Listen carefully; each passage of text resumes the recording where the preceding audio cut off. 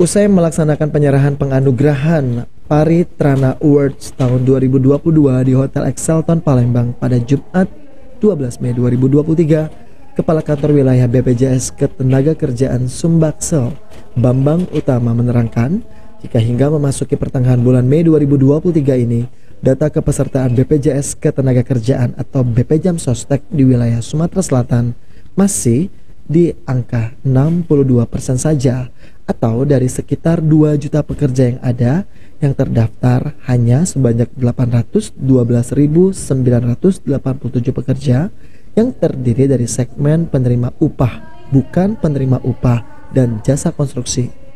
Untuk itu hingga akhir tahun 2023 ini ditargetkan jumlah kepesertaan dapat meningkat melalui upaya kerjasama dengan pemerintah yang menyasar pada kepesertaan pekerja baik formal maupun informal.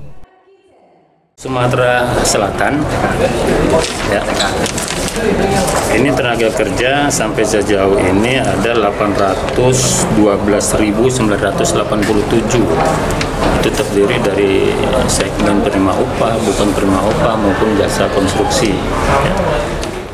Ditambahkan Bambang Utama sebagai jaminan sosial bagi pekerja dalam rentang waktu tahun 2021 hingga 2022. BPJS Ketenagakerjaan sendiri sudah menyalurkan santunan sekitar 1 triliun rupiah.